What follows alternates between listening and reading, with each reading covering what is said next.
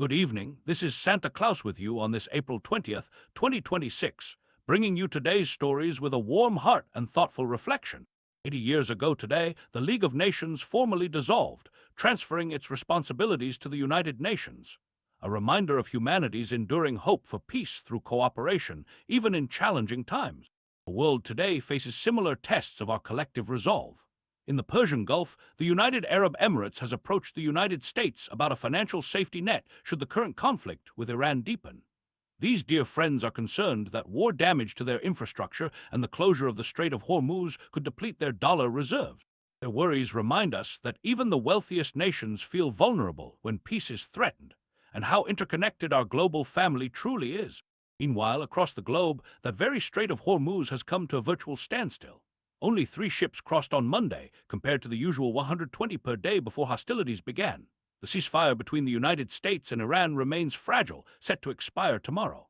How my heart aches for all the sailors and their families, for the ordinary citizens whose livelihoods depend on these vital shipping lanes. May wisdom prevail in the peace talks President Trump has announced in Pakistan. On a more hopeful note, let us turn our gaze to Asia, where India and South Korea are planting seeds of cooperation. These two nations have committed to doubling their trade to $50 billion by 2030, expanding partnerships in energy, shipbuilding, semiconductors, and other vital sectors. What a beautiful example of how nations can come together in friendship rather than conflict.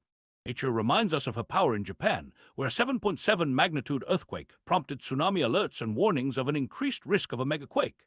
The officials there noted that the risk, while still small, is 10 times higher than normal in the coming week. I pray for the safety of all Japanese families and urge them to heed Prime Minister Takechi's advice to prepare emergency supplies and confirm evacuation routes. The North in Korea, concerning news reaches us that leader Kim Jong-un has overseen tests of missiles with cluster warheads, the 7th missile test this year. Such developments remind us of our responsibility to pray for peace and understanding, especially in regions where tensions run high. Turning to Europe, Bulgaria has seen a significant political shift, with former President Rumen Radev's Progressive Bulgaria Party winning a landslide victory. Both Russia and the European Union have welcomed this development, though with different hopes for Bulgaria's future direction. May the Bulgarian people find stability and prosperity under their new leadership. In the Asia-Pacific region, military exercises involving the United States, Philippines, and Japan have drawn concern from China, which warns against actions that could undermine trust and deepen division. How I wish all nations could sit together at a table of brotherhood rather than positioning military forces against one another. Every child of every nation deserves to grow up in peace. My heart was deeply saddened by news from Lebanon, where an Israeli soldier was photographed desecrating a crucifix in a Christian village. This painful incident reminds us that symbols of faith deserve respect across all traditions. I'm heartened that Israeli leaders, U.S. officials, and church leaders have condemned this act, as respect for others' beliefs is essential to healing divisions in our world.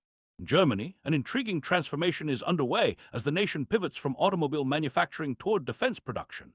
With traditional industries facing decline, Mercedes-Benz and Volkswagen reporting profit drops of nearly half, Germany is recasting itself as the West's arsenal. As one executive noted, Germans are asking how they can regain the ability to defend ourselves. While I always pray for peace, I understand nations need to feel secure. In Spain, Prime Minister Pedro Sanchez has called for ending the European Union's association agreement with Israel, citing concerns about international law violations. Such tensions between longtime allies remind us that even friends can disagree on important matters of principle. Finally, in Hungary, a remarkable political shift has occurred with Peter Magyar's TISA party increasing its parliamentary majority to 141 seats out of 199, ending Viktor Orban's 16-year rule. An unprecedented majority, an unprecedented mandate, and at the same time responsibility, Magyar wisely noted. As we reflect on these developments around our beautiful but troubled world, I'm reminded of the importance of compassion, understanding, and goodwill toward all. Whether in war-torn regions or peaceful nations, in wealthy financial centers or humble villages, every person deserves dignity, security, and hope. My wish for you all tonight is that you find moments of joy in sharing kindness with others, for in giving we truly receive. Until tomorrow, this is Santa Claus, wishing you peace in your hearts and goodwill toward all.